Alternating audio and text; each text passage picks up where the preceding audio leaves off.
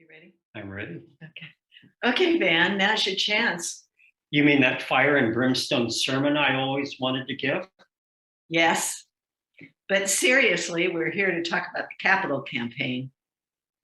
Can you remind me why we're having this capital campaign? Why do we need to raise the extra money?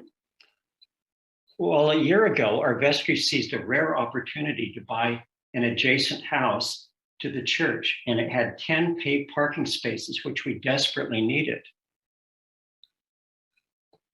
Did you know that when the church was built in the 1950s, it didn't meet the city's guidelines for adequate parking? And so they allowed us to build anyway with an informal agreement that we would gradually acquire more property and create more parking. So buying adjacent properties is part of our long-term effort to be good neighbors and alleviate our parking pressure on our neighborhood. I've heard that earlier generations struggled with the purchase of other houses and hoped that God and parishioners would provide. You know, I'm struck that deciding to buy this house on short notice was really stepping out in faith, wasn't it? Faith that God will provide as the vestry made the commitment to buy the property. Yes, it was. To honor the hard work of our church leaders, we are now asked to reduce or even retire the mortgage with the diocese. That mortgage has huge monthly payments, and that threatens our ability to maintain staff, programs, and ministries. Wow, I don't want St. Andrews to have to cut back on those. That's a big part of how we carry God's love to the world. We need this campaign to be successful in order to put St. Andrews on a stable financial path. St. Andrew's annual budget has also taken a big hit.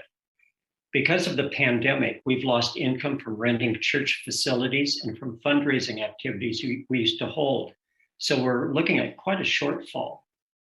So we need to be thinking about how to increase our annual giving as well as a gift for the capital campaign. That's an extra challenge. Back to the capital campaign. I feel that participating in this campaign continues a long tradition at St. Andrews of trusting in God's abundance as expressed through the generosity of us all. I agree. St. Andrews is very important to us. We've been here for 28 years and have received so much from this community. We want to make sure that St. Andrews continues to thrive for decades to come. Lately, you and I have talked a lot about the concept of the common good as opposed to hyper-individualism. For me, that relates directly to the campaign's theme, grateful and growing, being a good neighbor. I want to help St. Andrews be the welcoming presence of God in our community. I was struck by the New Testament reading this morning, where we are called to increase and abound in our love for one another and for all. Volunteering to help with this campaign and deciding to donate generously are ways of showing that love for everyone at St. Andrews. We are all called to give as we are able, time, talent, and treasure.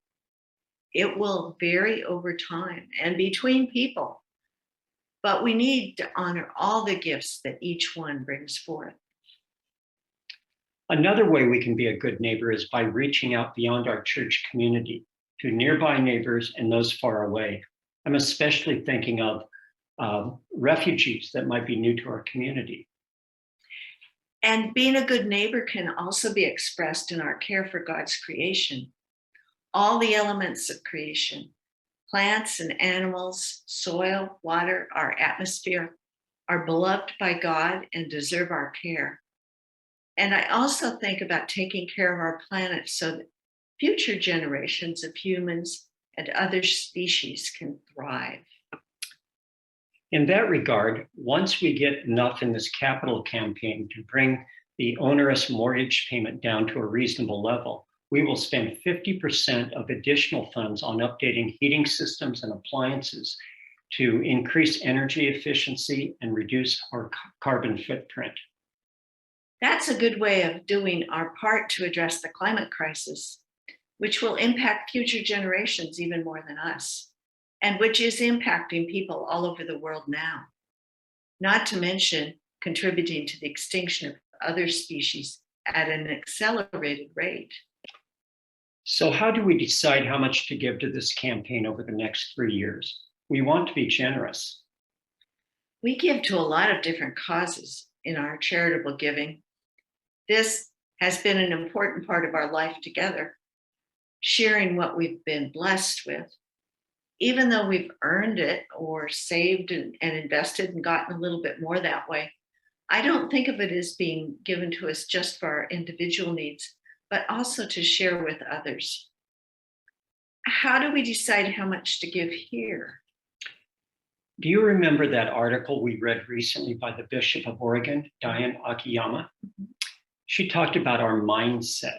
Here's what she said. One story can be centered on a deficit reality or an abundance reality. A deficit reality puts money at the center of our life. The money we earn defines what we value. An abundance reality puts joy and fulfillment at the center of our life. Money helps to attain goals that reflect our values, beliefs, and desires for the world. An abundance reality is one in which spiritual wealth, rather than material wealth, inspires generosity in giving. That certainly nails it for me. Our assets are a tool, not an end in themselves. She also wrote about practicing giving in the same way that we have a daily spiritual practice. We participate in it as a discipline and through trust and faith. We give because we know it is helpful to others and to the mission of the church. In considering how much to give, it occurs to me that at St. Andrews, we are a limited number of people who are asked to respond to this campaign. We don't have thousands or millions of potential donors, just have a few hundred. So we each have an important part to play. A generous donation from what God has blessed us with may be $100 or $100,000, depending on our circumstances, and of course, all the possibilities in between. I feel like we are all in this together. We want to see St. Andrews thrive and serve. In order to do that, we need to pay down this loans that has enabled us to enlarge our vision. Okay, we want to give significantly to this campaign.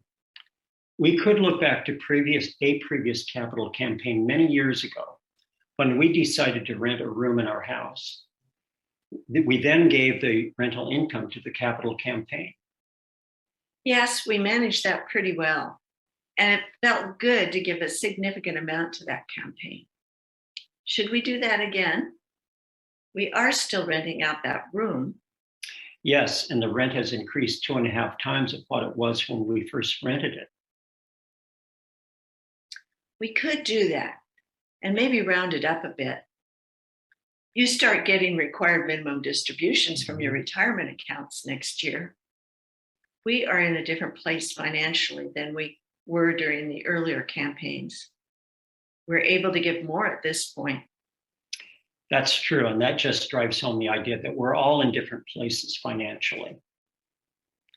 So with a substantial increase in our annual giving, plus 1/3 of our capital campaign pledge, we will be committing over 15% of our net income to St. Andrews over the next year.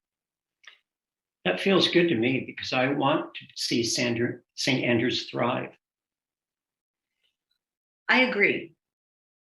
And now we're excited to report that we have advanced commitments of $330,000 supporting this campaign. These are commitments from vestry members, from capital campaign team members, and other enthusiastic supporters. In addition, we have over $75,000 in funds that were donated before we began the campaign, and some memorial funds, all of which add up to about $425,000. Your part is important too. So now we ask how you can respond to our need. How can your giving reflect your joy and desire for St. Andrew's to thrive in the years ahead? What size of gift will be generous? It's up to each of us to find that point of generosity. All our generous gifts will add up to help this campaign succeed. We trust in God to lead us there.